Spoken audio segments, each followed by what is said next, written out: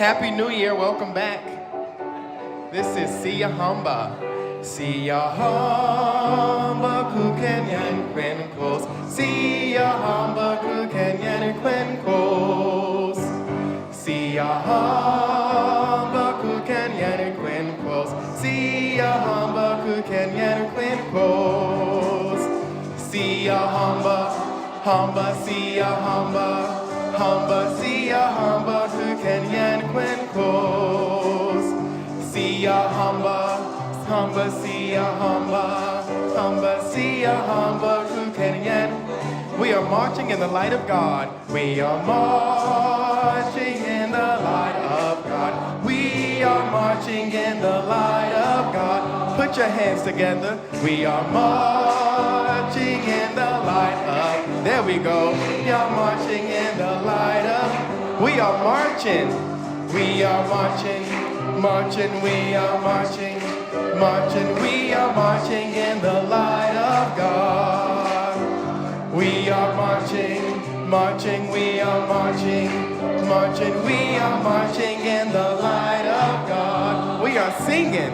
We are singing in the light of God. We are singing in the light of God.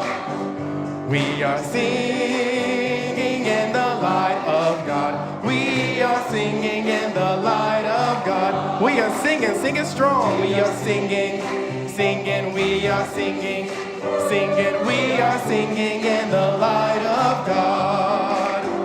We are singing. Singing, we are singing, singing, we are singing in the light of God. Are we a dancing? We are dancing in the light of God. We are dancing in the light of God. We're all dancing. We are dancing in good job, God. We are dancing in the light of God. We are dancing, dancing, we are dancing. Dancing, we are dancing in the light of God. We are dancing, dancing, we are dancing. Dancing, we are dancing in the light of God. We are marching, we are marching in the light of God. We are marching in the light of God. We are marching in the light of God. We are marching in the light of God. We are marching, marching, we are marching, marching, we are marching in the light of God. We are marching, marching, we are marching, we are marching in the light of God. God of my feet.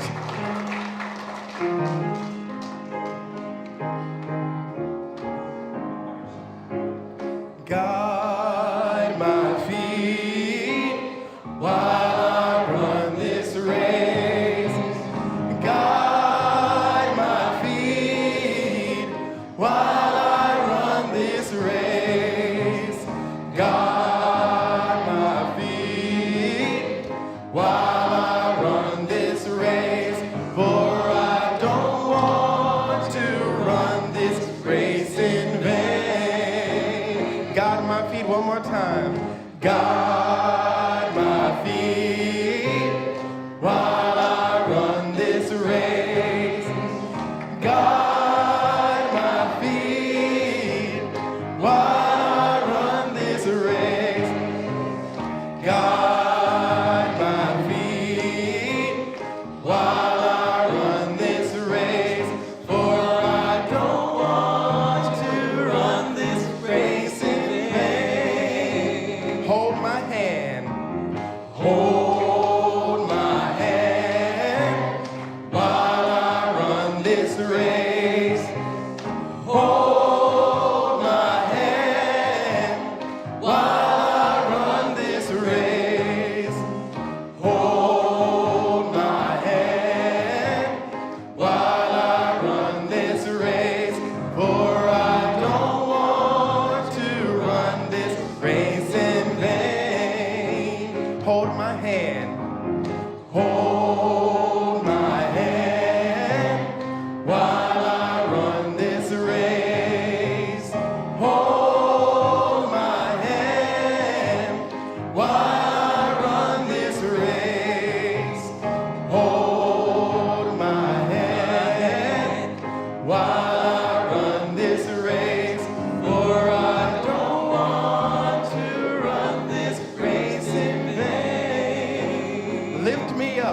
strong. Lift me up while I run this race. I think you can sing it stronger than that. Lift me up. That's it.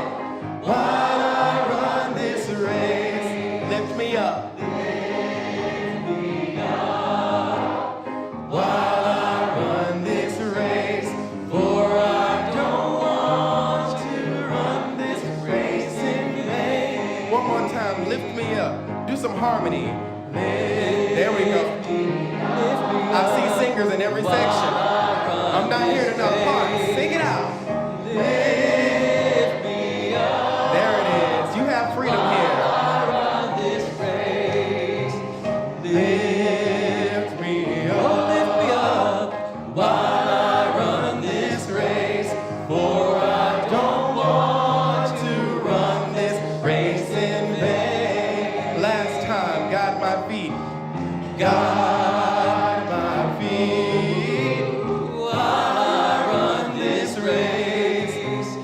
Guide my feet while I run this race. Guide my feet while I run this race, for I don't want to run this race in vain.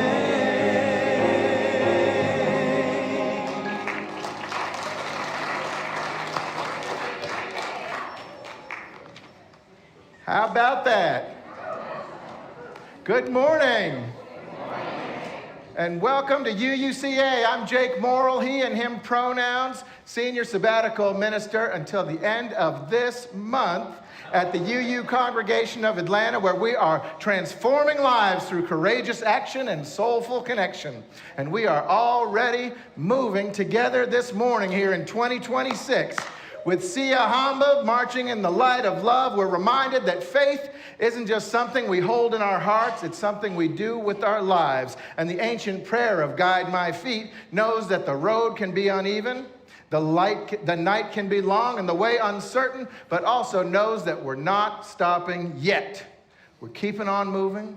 We're asking for guidance. We need all the help we can get. I know I do. And step by step, we're just going to keep on keeping on. So welcome to this place and this hour where we're not going to pretend that the journey is easy, but where we proclaim that it is worth it. Welcome if you're showing up joyful or weary, hopeful or hollowed out. Welcome if you are brown or black, queer or trans, neurodivergent, living with chronic pain or chronic worry, living paycheck to paycheck or carrying invisible grief. Welcome if you are new to this congregation, new to faith or new again to yourself. Welcome if you're still figuring out whether you belong, because the answer here is yes, of course. And a special word to some of you. I know in January sometimes your partners drag other partners often. Let's try out a church, and the partner who may have been dragged is an atheist, and then they say they're going to come and hear these people singing about marching in the light of God, and they're ready to head for the door. So I just want to say, if you're an atheist, you're not alone. We're all of us. Today's sermon is what we are bound for, not just what we're running from, not just what we're surviving, but what is calling us forward, what kind of people we are becoming, what kind of love we are daring to practice, what kind of future we're willing to walk forward together.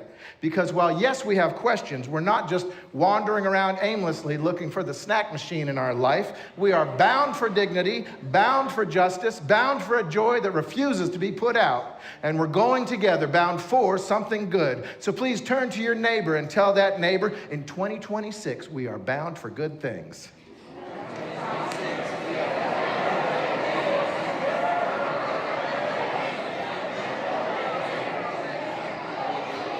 Hey,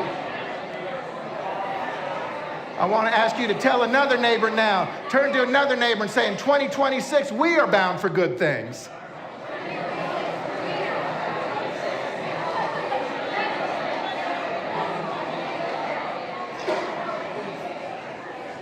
May these words May these words and blessings echo in us as we sing, celebrate, and prepare ourselves to keep marching and moving, guided, grounded, and good toward the light we're bound for. So once again, welcome. If you're new here or feeling intrigued or confused, we'd love the chance to get to know you better and answer any questions you may have right after the service. Find the welcome table in the social hall and learn more about life here at UUCA.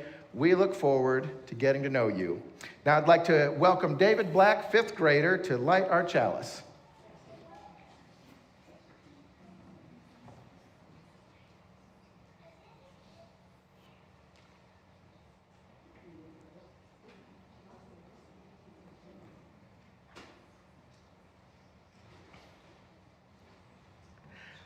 And let's say the chalice lighting words together. May the light of this flame illuminate our tradition of seeking, invite all who yearn for acceptance, and ignite our passion for justice and peace.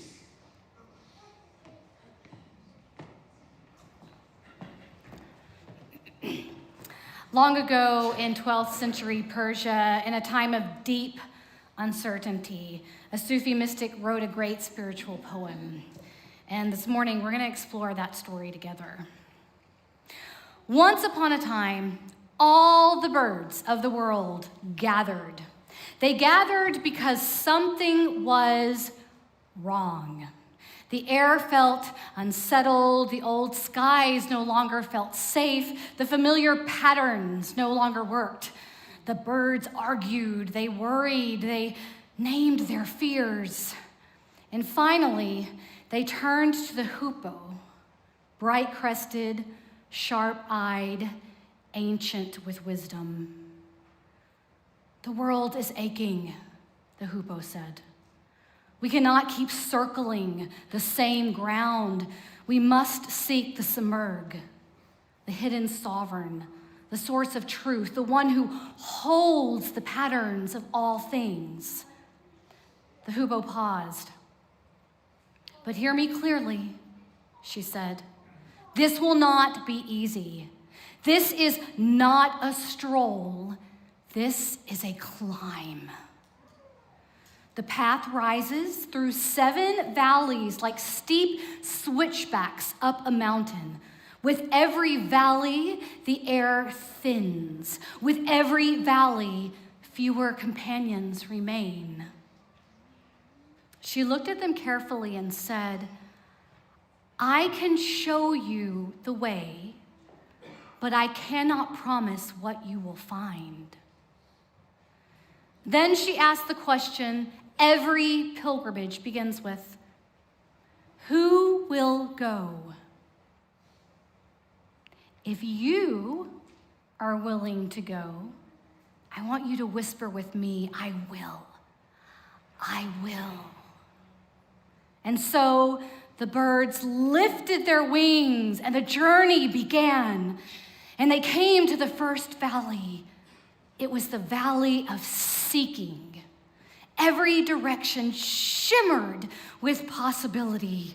There were no signposts, no guarantees. Each bird had to answer the same question again and again. Will I keep going even though I don't know where this leads? Some turned back, unwilling to choose without certainty. And so the hoopoe asked, will you keep going? And if you're willing to keep going, let's answer together, we will keep going. We will keep going. And then came the second valley. This was the valley of love. Here, reason loosened its grip. Hearts pulled the birds forward, sometimes gently, sometimes fiercely, towards something they could feel, but not yet name. Love demanded vulnerability. Love demanded risk. Some turned back, afraid of loving what they could not control. And then they came to the third valley. This was the valley of knowledge. truths emerged, dazzling and unsettling. The birds learned that wisdom can guide, but it cannot fully contain the holy.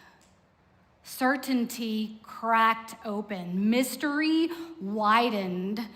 Some turned back, unwilling to live without easy answers. And then came the fourth valley. This was the valley of letting go. The climb steepened, the air grew thin, old identities grew heavy, old grievances weighed them down, old stories about who they thought they were began to chafe. One by one, the birds were forced to set things down. Ask yourself quietly, what would be hardest for me to release? Many birds could not set things down, and they turned back. And then came the fifth valley. This was the valley of unity. The sharp edges between them softened. The distance they thought separated them grew thin. They sensed a deeper truth that beneath their many colors and songs, they were woven from the same life thread. Some wept, some rejoiced, some were just overwhelmed. And then they came to the sixth valley. This was the valley of wonder. The vastness of the world astonished them. The smallness, the brilliance of every life within it. Beauty stopped them in their tracks. Awe rearranged them. And then at last they came to the seventh valley, the highest valley, the pinnacle. Here, illusions fell away. Here, nothing could hide. No status, no ego, no pretense, only what was real. By now, only 30 birds remained. Not the strongest, not the loudest, just those who stayed. They carried the memory of those who had turned back. The journey had changed them, and it had cost them. Exhausted, humbled, hope trembling in their chest, they reached the shining gate. There it was, the summit, the destination. They entered the hall of the Simurgh. And there it was. No throne, no crowned ruler, no radiant king.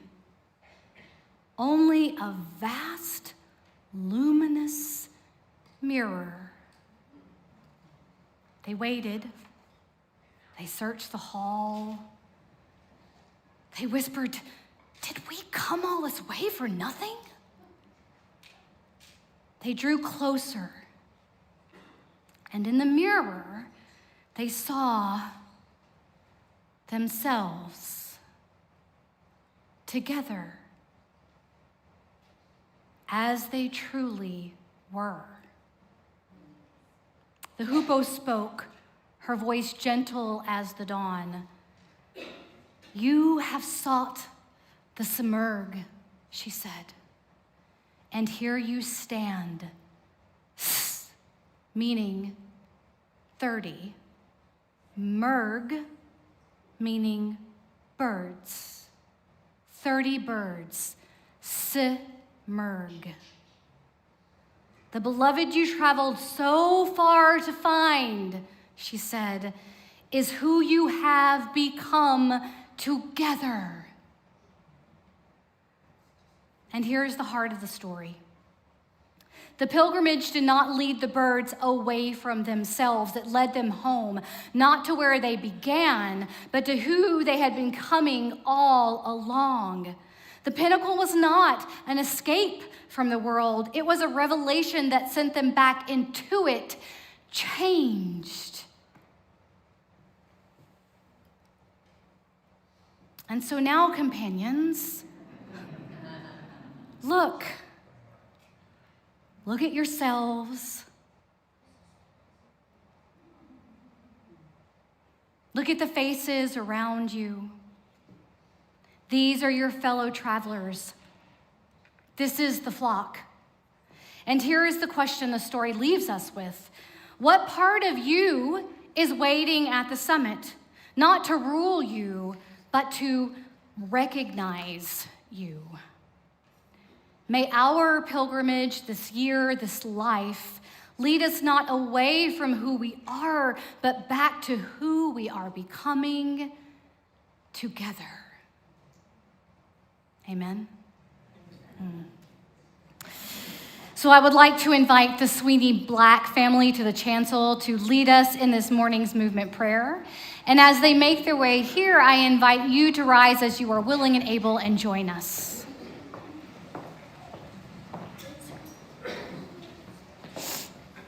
First, we bow to honor the Spirit of life. We lift our arms and embrace the gifts of Spirit. We bring these gifts unto ourselves with gratitude and breathe and smile. We share these gifts with the world. We remember to be present, honor, embrace, gratitude, share, be present.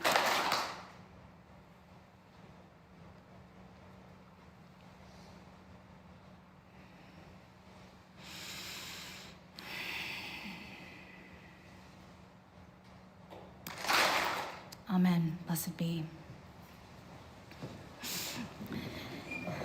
And so at this time, we would like to invite our children, 3rd grade and under, to exit and join preschool or their creative workshop for this morning. And the locations for these is just down the hall on the 1st floor.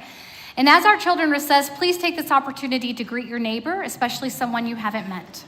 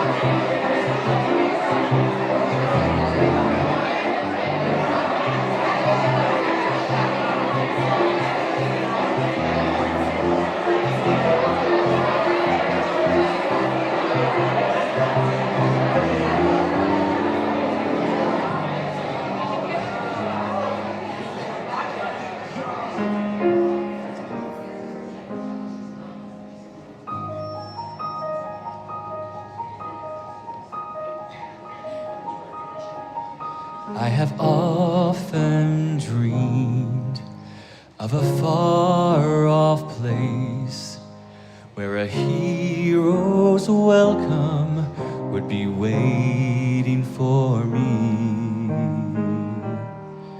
where the crowds will cheer when they see my face, and a voice keeps saying, "This is where I'm meant to be." I'll be there someday. I can go the distance. I will find my way. If I can be strong, I know every mile will be worth my while. When I go the distance, I'll be right where I belong.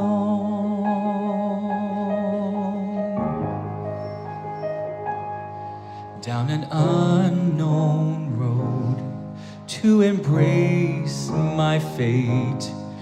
Though that road may wander, it will lead me to you. And 1,000 years would be worth the wait. It might take a lifetime, but somehow I'll see it through. And I won't look back. I can go the distance, and I'll stay on track. No, I won't accept defeat. It's an uphill slope, but I won't lose hope till I go the distance, and my journey is complete.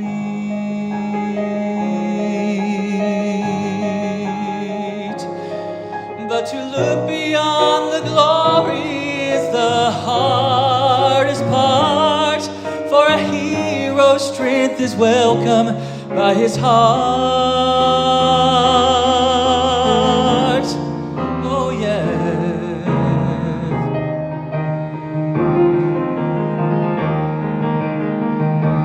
Like a shooting star, I will go the distance. I will search the world. I will face its harms. I don't care how far. I can go the distance till I find my hero's welcome waiting in your arms.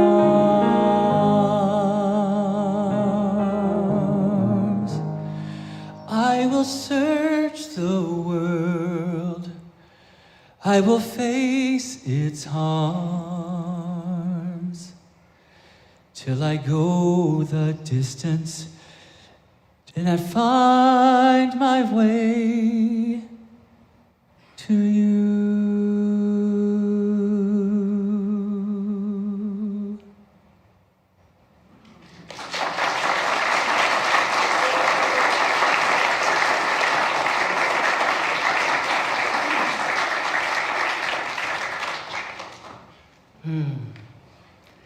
What a gift to go the distance with all of you and with our great singers. Thank you so much, Gabriel and Patrick. For those who don't know, I'm Reverend Ian Hill. I'm the associate minister here, and I am so delighted to offer a reading, The Blessing of the Boats, which also feels like a blessing of the birds after our time for all ages. This is by Lucille Clifton. May the tide, already entering the lip of our understanding, carry you out, past the face of fear, and may the wind, and may you kiss the wind, and turn from it certain that it will love you back. And may you open your eyes to water, water waving forever, and may you, in your innocence, sail from this to that.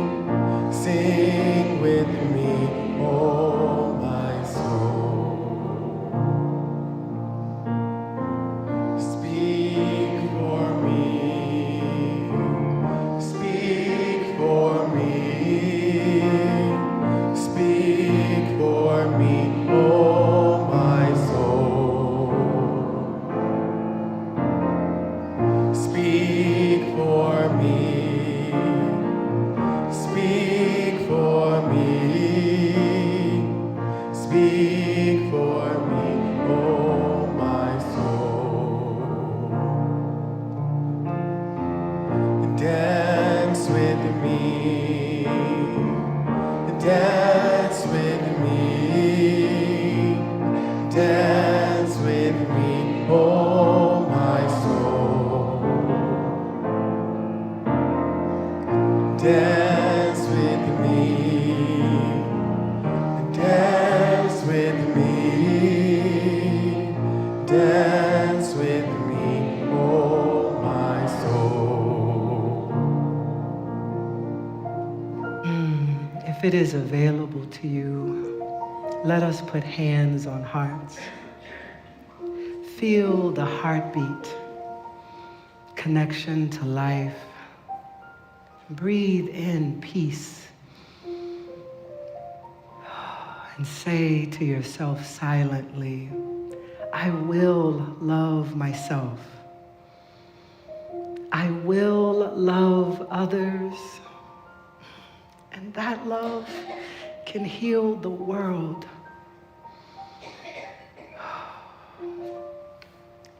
At this time, we are going to hear the joys and sorrows of this congregation and some that rose from the prayers of our hearts.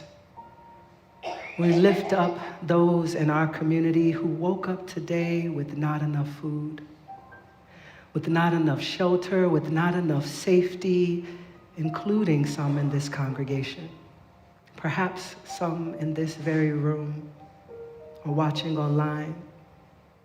We pray that all will find sustenance, safe harbor, and safekeeping as we make our way through. With countless souls the world over, we grieve the lawlessness and recklessness of the U.S. White House, trampling over international norms and making our world more dangerous and less stable. Let us be strengthened. Let us strengthen each other. In our resolve, let us reclaim and expand democracy and dignity and the protection of human rights for every last person. Yes, especially those most vulnerable in times of upheaval. And as this new year dawns, we pray for greater strength in ourselves to show up to our commitments in the ways that we're capable, and to show up for each other in the ways that we intend to, and to show up for justice the way we need to. And now you are invited to say the names of people you are holding in your heart this morning. You can speak their names or the circumstances that you're holding out loud into this holy space now.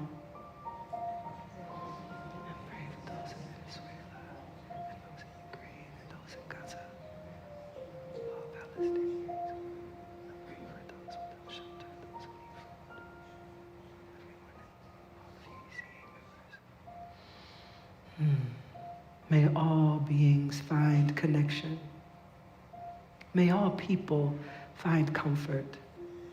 May all of us find more and more ways to be loving to one another. Oh, great Spirit of life, love eternal, we rest in gratitude.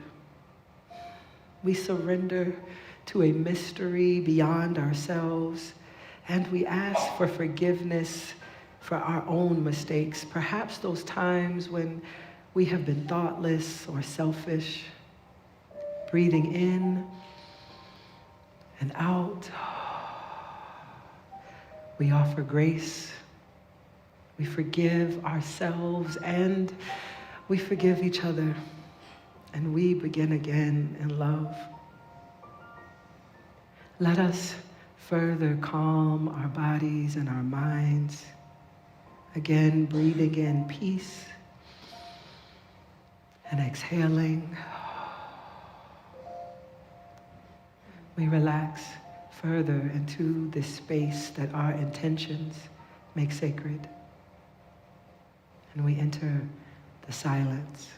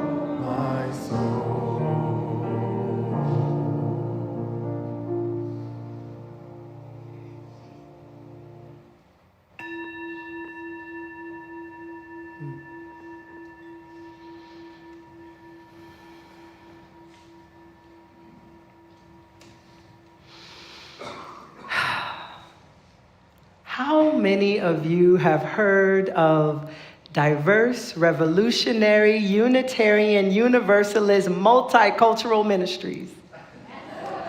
It's a long name, but it's not that many of you have heard of it. It's also called Drum. Have y'all heard of Drum?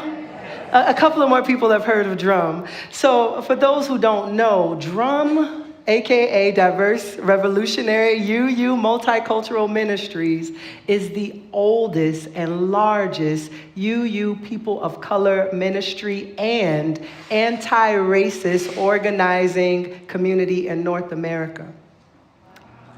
Yes, wow. For generations, it has been known to be a place where Black, Indigenous, and people of color who are Unitarian Universalists gather to resist supremacist cultural oppressions, deepen spiritual formation, heal together, and build beloved communities.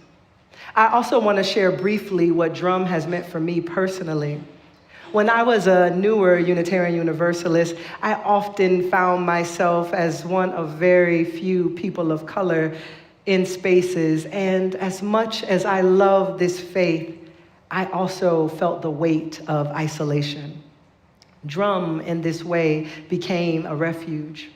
It was one of the first places where my whole self, my culture, my questions, was not just welcomed, but centered. Participating in Drum gatherings helped me feel more deeply rooted in Unitarian Universalism, and that sense of belonging nurtured my call and development as a minister in this tradition. I also want to share that over the past year, Drum has engaged more than 800 BIPOC UUs through worship, leadership, development, pastoral care, and learning spaces. And this month, we are proud to partner with Drum as we begin forming Drum ATL. And by when I say we, I mean us here at UUCA. We are starting the formation of Drum ATL right now. Shout out to you and us. Yes. And I heard in the first service, so I want to just share it, that we are trying to connect all 7 of the UU congregations that are in the metro Atlanta area through uniting some of the UU BIPOC folks of color. And so, in doing this work, Drum relies on grassroots generosity. So your offering today supports our Atlanta chapter's group membership in Drum's national organization, as well as Drum's ongoing spiritual care, leadership formation, regional and digital gatherings that shape the stories of this faith. Giving today is an investment in belonging, resilience, and a living lineage of love for all of the diverse and revolutionary expressions of multiculturalism present in Unitarian Universalism. I thank you in advance for your generosity, and now our offering will be greatly received.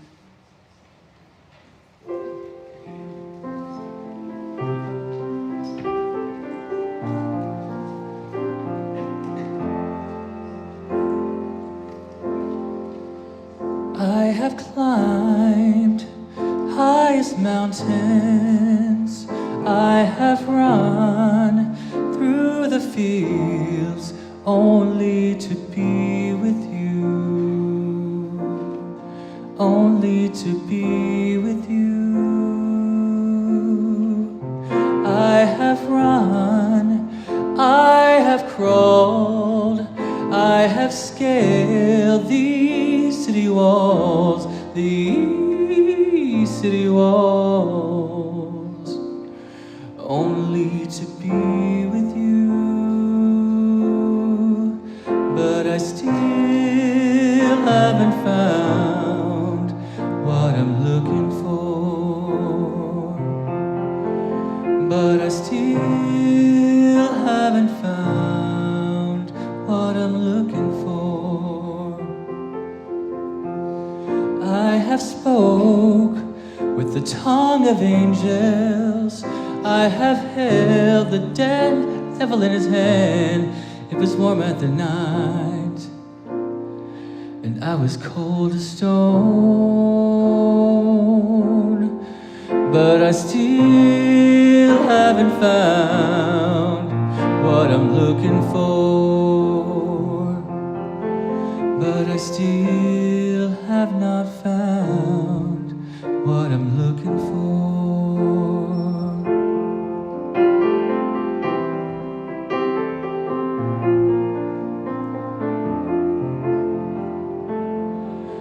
I believe in the kingdom come, when all the colors will bleed into one, bleed into one. But yes, I'm still running. You broke the bonds, you lose the chains, carried the cross of my shame, of my shame. You know I believe it, but I still haven't found what I'm looking for. But I still haven't found what I'm looking for.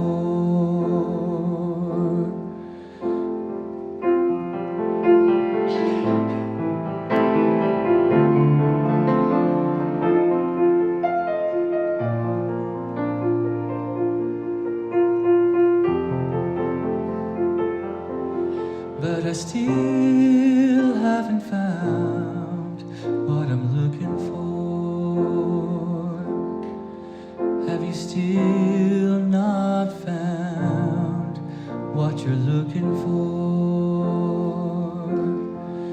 Have you still not found what you're looking for?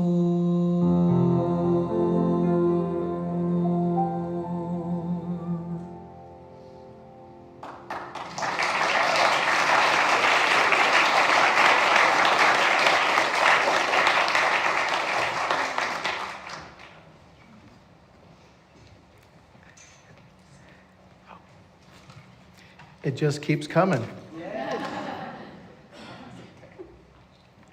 Now, please join me in the dedication of the offering.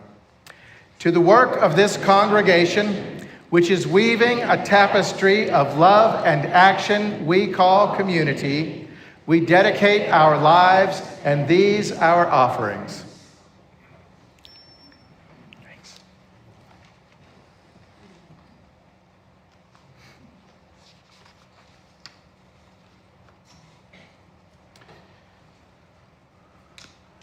Almost every week now, in this era of unalloyed, unmitigated, indefensible nonsense, before I write the sermon I end up preaching, I first write a first one. And that first sermon I write every week is heartbroken and angry. That first sermon despairs at the recklessness of those in power. That first sermon roars at cruelty. That first sermon takes the week's latest outrage, holds it up and says, look at this. This is wrong.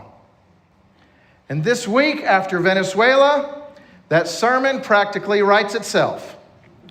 I think of chaos unleashed and who it's going to land on. I think of the mobster-like and thuggish disregard for international norms, which invites China now to take a second look at Taiwan, which invites authoritarians the world over to feel at ease in brutality. I think of the absurdity of the claim that we will now run Venezuela from somebody who has not yet demonstrated in his life that he knows how to run anything.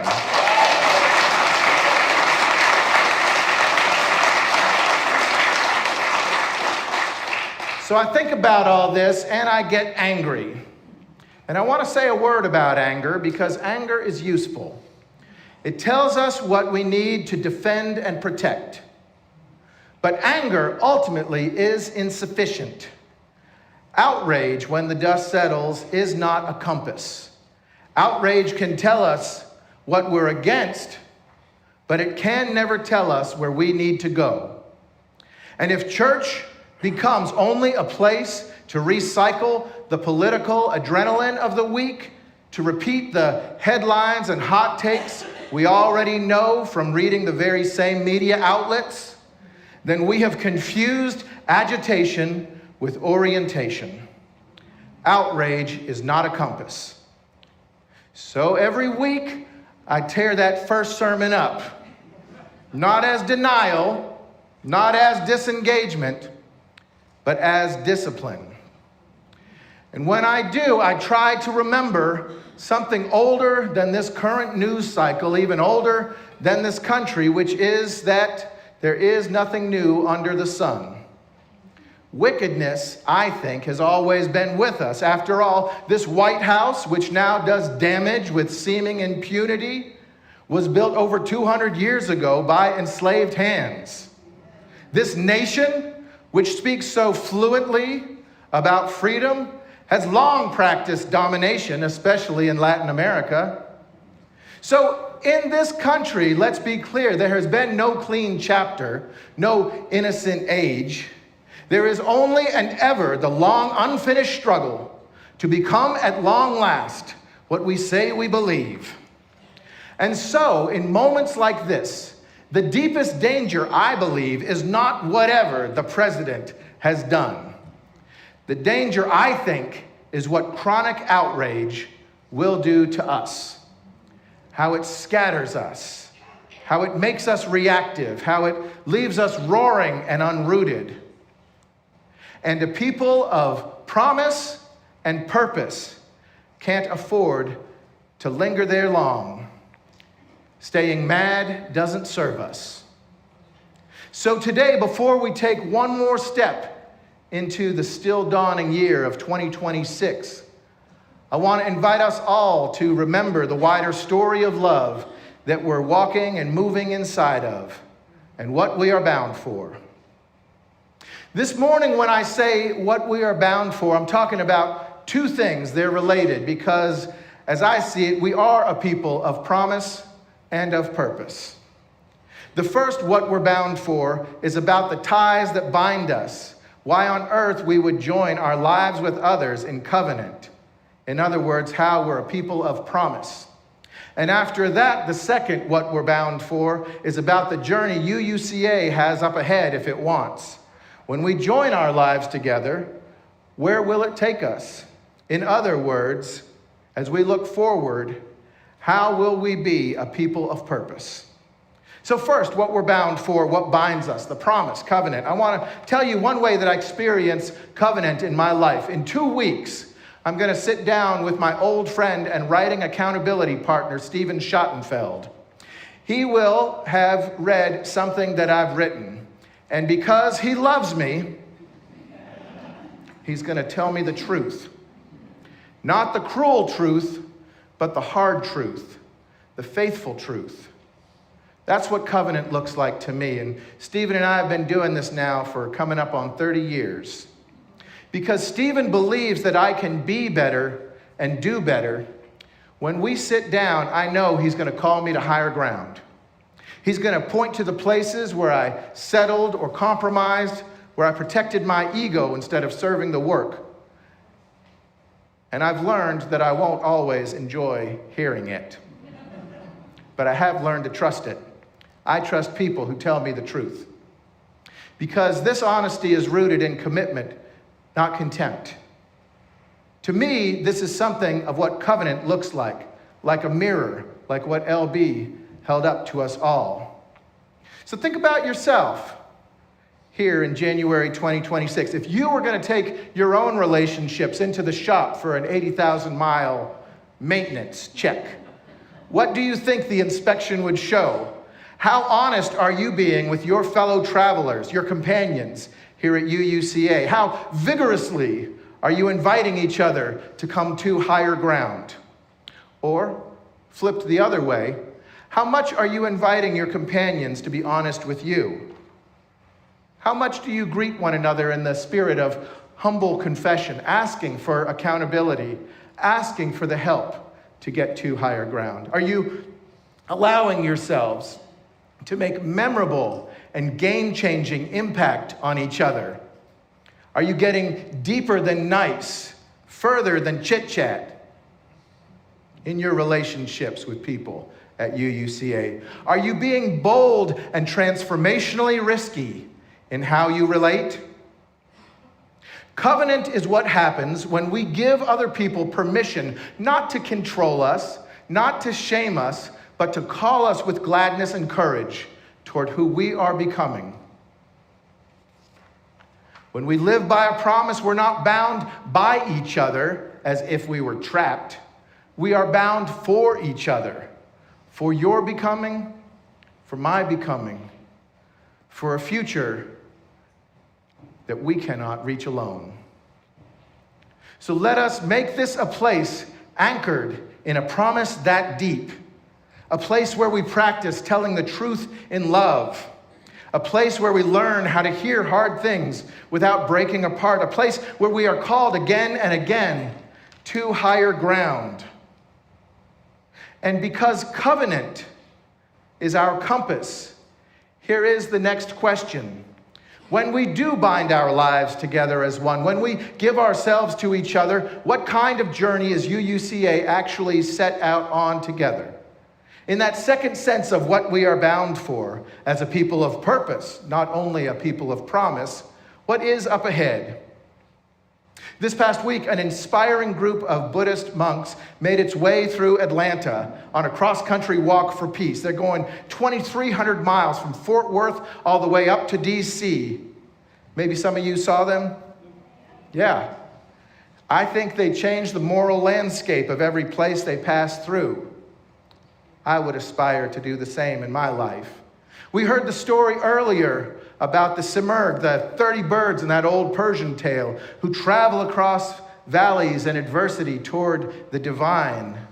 Some in this room, some of you, are also on a journey here in January 2026. The journey perhaps from addiction to recovery, or from despair back to hope, or from isolation to reunion. Well, UUCA likewise is on a journey. You have come a long way, and I celebrate that. But I would also say that you're not finished yet. A further journey beckons. What will it take? What will the journey ask of us? What will it require? In response, my thoughts have turned this week to the Latin world. While in this country, many people who celebrate Christmas took down their lights and packed up their trees a week ago, across Latin America and also in this country in Latinx households, the big day is still coming this week, this Tuesday, El Dia de los Reyes, Three Kings Day, the 12th night of Christmas, the crescendo to the whole story when the three wise men arrive in Bethlehem. Tomorrow night, January 5th, in places like Venezuela, children will place their shoes by the door, sometimes with a note, sometimes leaving out hay for the camels. When they fall asleep, the shoes are empty, but by morning they're full of gifts. In town squares also, the story is reenacted. My wife Molly and I have spent a good amount of time in rural Mexico, staying with families of the migrant farm workers she works with in Tennessee. So I've been lucky enough to see firsthand El Dia de los Reyes in different communities. In the parade through the square, the three kings process slowly, and drums echo off the stone walls, and children point and smile, and so do elders with memory and love. As they travel through the square, the Magi do not rush, they take their time. You might say that the pace is glacial. I have come to see that the pace is theological. And then there's the bread, the rosca de reyes, sweet, circular, jeweled with fruit. Hidden inside is a small figure of the Christ child. Whoever finds this tiny prize is not only lucky, there's now a burden on them. Those who receive blessings must be a blessing to others. They must host, gather the community again. If you find the prize, this is your role, the responsibility to widen the circle. As a person of ridiculous privilege, when I have spent time in these communities bearing witness to the unyielding faith and the practice of remembering and celebrating who they are and are becoming, I am chastened and inspired. How dare I be hopeless? So let's look at the story much of Latin America will tell and remember this week. I think it has a message for us who are people on the way to seek, to savor, and to shift. So in the Gospel of Matthew, as the story opens of the three kings or the Magi, Herod is on the throne. Fear is in the palace. That may sound familiar. Herod, for all his power, is threatened by the dream of the people. Imagine. So he summons three outsiders to come to him. He wants to send them on a mission to hunt down and shut down the one love has foretold. The Magi ask him a dangerous question. Where is the child who has been born king? It's a dangerous question, I say, because already in the same room they are suggesting that Herod, for all his worldly power, is not ruler of all, that there is, in fact, a power greater, one who is instead king. By any faith proclamation or spiritual path, this is what we insist on when we organize ourselves around the light of love and the call of justice, something bigger and deeper and longer lasting than whoever has been elected. And so these Magi set out on their journey with more questions than answers. This is the nature of the journey of faith when we decide to follow a distant star, be it only a glimmer of hope every time. Seeking always starts before certainty. In this story, the journey of seeking is costly. Borders are crossed and it takes a long while. And as they follow the star back at the palace, you just know Herod is a nervous wreck, unsettled. Following the power of love instead of the power of the state is not without risk. But as we do now, the Magi continue tenaciously to follow the call of love in a spirit of wonder, daring to not know, to continue to seek. Then the star stops. They enter the house and they see not a throne, but a child, and they fall down. Actually, what I think happens is that they fall in love. Before mission comes presence. Before justice comes love. Before transformation comes adoration. So on our journey, on our way as we seek, may we also savor. May we be unafraid when we find it to dwell in the shelter of delight. After we seek, may we savor. And finally, warned in a dream, these Magi, the story says that they go home by another way. Not back to Herod, but by another way. As I hear it, this is not a matter of geographic convenience, but instead nothing less than the process of transformation. They go home by another way. If you meet love and your path doesn't change, I don't think you met love. I think you just met an idea. You know that you have been touched by love when your life has been changed by love. When you go home now by another way. When your plans and perhaps even your identity shift. Seek, savor, and shift.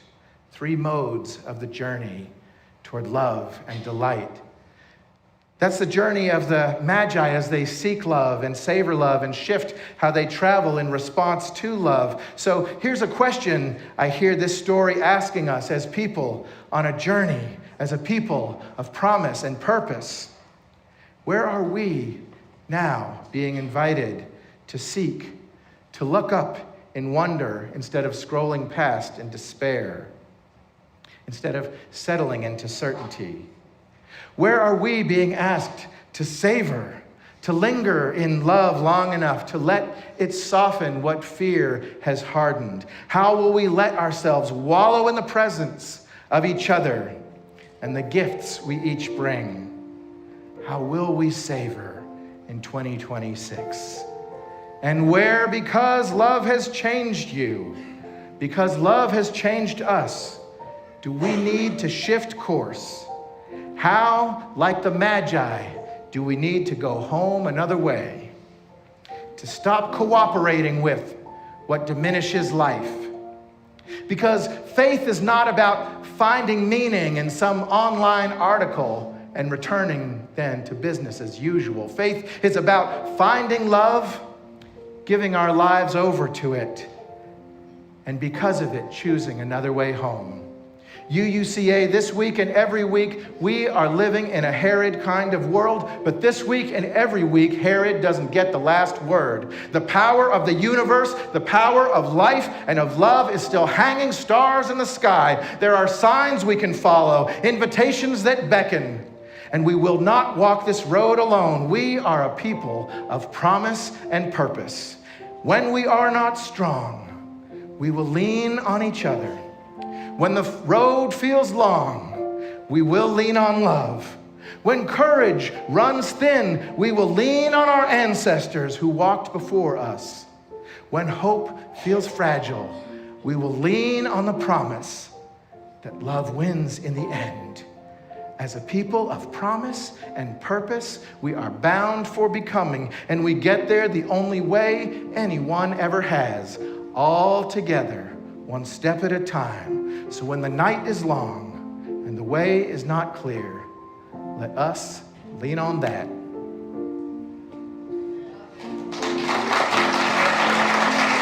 Please rise. Lean on me.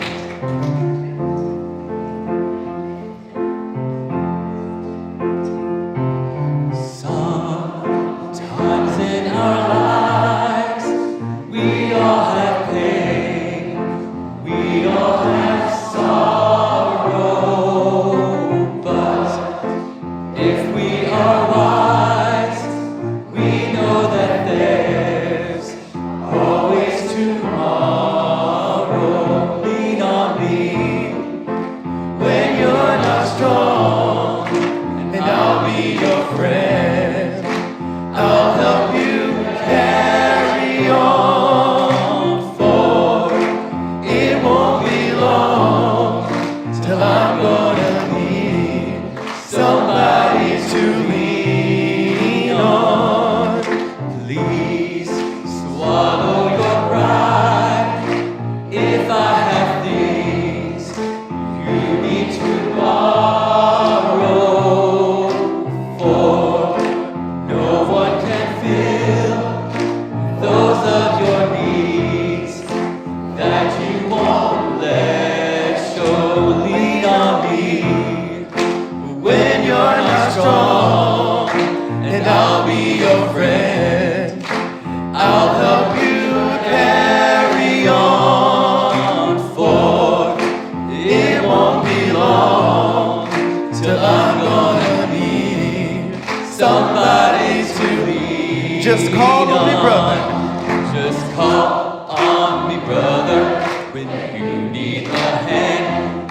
We all need somebody to lean on. I just might have a problem that you'd understand. We all need somebody to lean on.